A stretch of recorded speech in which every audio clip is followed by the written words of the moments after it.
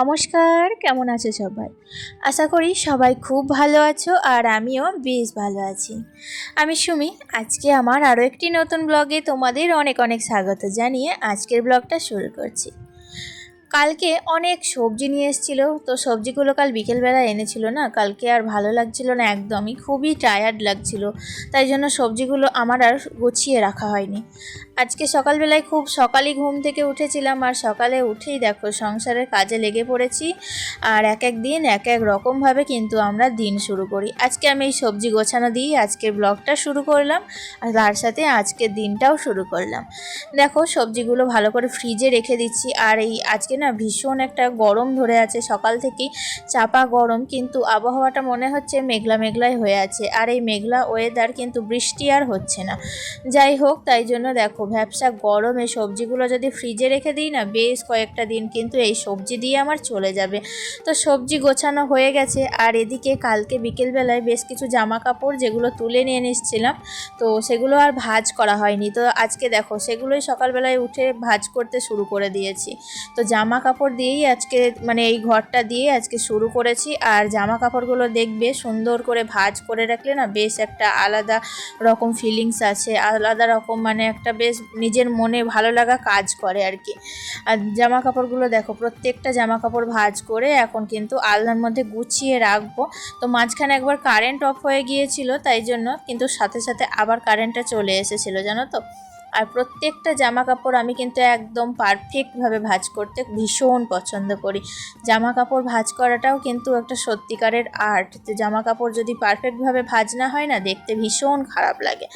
তো তারপরে ভাঁজ করলাম ঠিকই, তো ভাঁজ করার পরে মনে হলো যে ভাঁজ করে আর এগুলো কিন্তু আমি এমনি রাখবো না, এগুলোকে আমি এক কাজ করি, এগুলো আলনার মধ্যেই গুছিয়ে রাখি। তো দেখো আলনার মধ্যে এখন ভালো করে রেখে দিচ্ছি।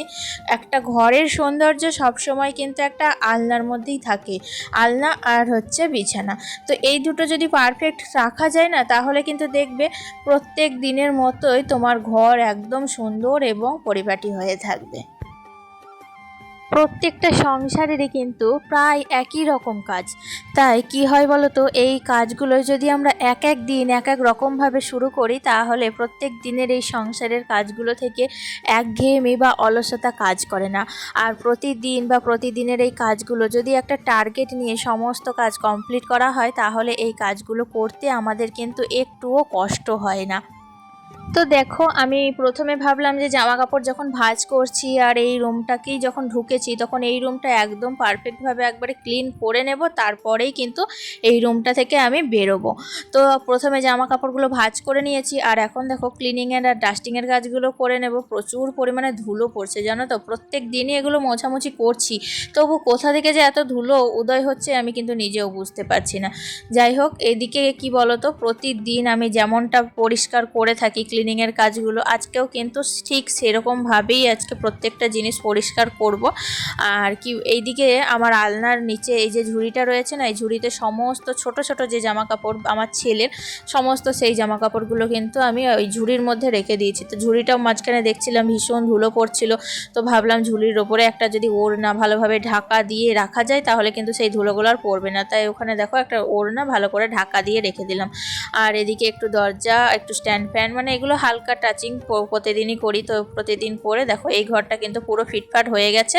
আর এখন চলে এসেছি আমি পাশের ঘরে। একটা ঘর যখন ফিটফাট হয়ে যায় না, তখন কিন্তু আমার আর একটা ঘর করতে ভীষণভাবে একটা এনার্জি কাজ করে, যে না একটা কাজ কমপ্লিট হয়ে গেছে, এবার আমি আর একটা কাজে হাত লাগাবো।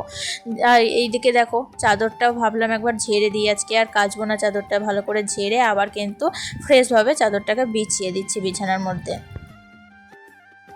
তো আমি যেটা বলছিলাম যে সংসার করা সব থেকে ভীষণ একটা কঠিন কাজ, তাই না বলো?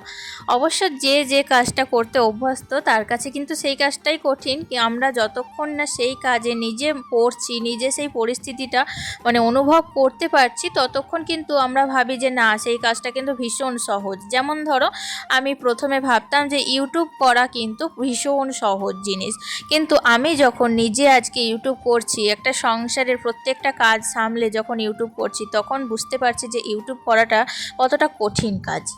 তবে হ্যাঁ, যতই কঠিন কাজ হোক না কেন, মানে নিজের ওপর যদি আস্থা থাকে তাহলে কিন্তু সেই কাজে সফলতা আসতেই হবে, এটা কিন্তু বাধ্য। তো সবার মতো মানে আর 5টা ইউটিউবার যারা আছেন, তো তাদের মতো তারা যেমন সফল হয়েছে, তো আমিও ভাবি যে আমিও কিন্তু পারবো, আমাকে কিন্তু পারতেই হবে। শুধু এই কথাটা অনুসরণ করেই আমি সামনের দিকে এগিয়ে যাচ্ছি, আর আমি আমার কাজ কিন্তু চালিয়ে যাচ্ছি। তবে যাদের একা হাতের সংসার, তাদের পক্ষে সংসারের সমস্ত কাজ সামলে ইউটিউব করাটাও কিন্তু একটা ভীষণ চ্যালেঞ্জের কাজ। তো তবে অনেক সময় তোমাদের এমন এমন কমেন্ট পাই, এমন এমন এত ভালোবাসা পাই যে আমি তখন কিন্তু বুঝতে পারি যে আমার কাজ সফল হচ্ছে বা আমার কাজ সফলতা পাচ্ছে, এটা কিন্তু আমি উপলব্ধি করতে পারি, আর এটা ভেবে মনে ভীষণ ভালো লাগে, জানো তো। আর আমিও ভাবতে পারি যে না, আমিও কিন্তু কারোর মনে ভালো লাগার একটা জায়গা তৈরি করে নিতে পারছি, আমি কিন্তু তাদের ভালো লাগার একটা কারণ হয়ে উঠতে পারছি।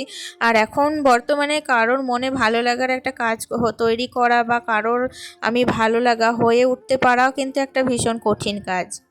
তো তোমরা এমন অনেকেই আছো যারা আমাকে বলো যে দিদি আমি তোমার ভিডিও দেখছি, তোমরা আমাকে সাপোর্ট করো। এটা কিন্তু আমি বলবো তোমাদের ভুল প্রসেস, জানো তো।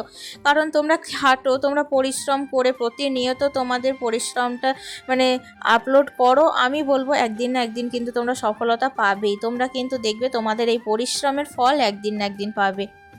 যাই হোক, ওদিকে ঘরগুলো গোছানো হয়ে গিয়েছে, আর এখন চলে এসে আমি রান্না করতে। তো রান্না বান্না দেখতেই পেলে আমি করেছিলাম আজকে একটু ওই পেঁপে দিয়ে পটল দিয়ে একটা ঝোল বানিয়েছিলাম, তো সেটাই রান্না বান্না করে বসিয়ে এদিকে চলে এসেছিলাম আমি জল তুলতে। কারণ ওই যে বললাম সকালবেলায় আবহাওয়াটা বেশ মেঘলা করছে, আর আমাদের এখানে কারেন্টের যা প্রবলেম, একবার যদি কারেন্ট চলে যায় তাহলে কিন্তু আর আসতেই চায় না।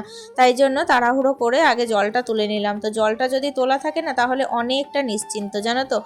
আর আমার কালকে বৃহস্পতিবার ছিল, আজকে কি বলো তো শুক্রবার, তো এই সমস্ত মানে নিরামিষ আমিষের সমস্ত কৌটো কাউটিগুলো ভালো করে ধুয়ে রাখছি, কারণ সামনেই জ্যৈষ্ঠী মাস আসছে, আর জয় মঙ্গলবারের আমরা ব্রত করি। তো তো সেই কারণে এই কৌটোগুলো আমি তখনই ব্যবহার করব নিরামিষে, তাই জন্য সমস্তটা ধুয়ে এখন কিন্তু জল ঝরাতে দেব। আর ইতিমধ্যেই কিন্তু আমার ছেলে চলে এসছে, তো ডাকাডাকি শুরু করে দিয়েছে। এই হচ্ছে মানে আমি তাড়াহুড়ো করে সকাল থেকে তাড়াহুড়ো করে কাজগুলো কিভাবে কমপ্লিট করব ছেলে আসার আগে পর্যন্ত, এটাই আমার মাথায় সব সময় ঘোরে। মানে ও চলে এলে কিন্তু আর আমি কাজ করতে পারবো না, সব সময় কিন্তু আমাকে এটা দাও ওটা দাও, বা এসে মানে সাথে সাথে স্কুল ড্রেস ছাড়াও আমাকে খেতে দাও, এটা করতে করতেই না অনেকখানি সময় কেটে যায়। যাই হোক, ওর পেছনে কিছু সময় দিয়ে এখন দেখো গ্যাস ওভেনটা ভালো করে মুছে নিচ্ছি। আসলে রান্নাবান্না সমস্তটাই কমপ্লিট হয়ে গিয়েছে। আর আজকে তোমাদের দেখানো হয়নি আমি কি কি মেনু করেছি। আমি আজকে করেছিলাম মাছের ঝোল, তাছাড়াও করেছিলাম তিতো করলা ভাজা, আর করেছিলাম এদিকে একটু কেঁদুরি ভাজা। তো কেঁদুরি ভাজা খেতে ভীষণ ভালো লাগে, জানো তো। আর আমি তো কেঁদুরি মানে কাঁচা খেতেও ভালোবাসি প্রচণ্ড পরিমাণে, তাই জন্য রাত কাটতে কাটতেও না আমি কিন্তু একটা খেয়েও নিই। যাই হোক, এদিকে গ্যাস ওভেনটা দেখো মানে প্রচণ্ড আজকে নোংরা হয়েছিল, তাই ভাবলাম আজকে একটু সাবান জল দিয়ে ভালো করে মুছে তারপর শুকনো কানি দিয়ে মুছে নিয়েছি। আর এদিকে বেসিনটাও নোংরা হয়ে গিয়েছিল। আসলে সপ্তাহে কি বলতো প্রতিদিন এটা তো মানে পরিষ্কার করতেই হয়, এখানে যেহেতু পাশেই রান্না হয়, আর রান্নার তেল ঝাল মশলা, যেহেতু আমাদের সাদা কালার বেসিনটা, তাই জন্য হলুদ পড়ে থাকে, দেখতে ভীষণ বাজে লাগবে, তাই না। সাদা জিনিস কিন্তু প্রতিদিন পরিষ্কার করলে ভীষণ ভালো লাগে দেখতে। আর আমি এটা প্রতিদিন রান্নার পর একবার করে পরিষ্কার করে, আর এমন সকলকে মানে সকালে যদি সময় পাই তো সকালেও কিন্তু পরিষ্কার করে নিই। আর সব শেষে এখন রান্নাঘরটাকে ভালো করে একবার ক্লিনিং করে গুছিয়ে নেব, বাস তারপরেই যাব স্নানে। আর স্নান থেকে এসে তখন ছেলেকে খাওয়ানো, একে একে খেতে দেওয়া, এটাই কিন্তু চলবে। আর এতগুলো কাজ করার পর আমাকে যে মানে কি প্রচণ্ড গরম লেগেছে, কি বলবো তোমাদের। মনে হচ্ছে কতক্ষণে যাব আর স্নানটা কমপ্লিট করতে পারবো, তাহলে মনে হচ্ছে একটুখানি মানে স্বস্তি পাবো। তো যাই হোক, আজকের মতো তাহলে ভিডিওটি এখানেই শেষ করছি। দেখা হচ্ছে নেক্সট ব্লগে। ভালো থেকো সবাই, সুস্থ থেকো, আজকে আসি, টাটা।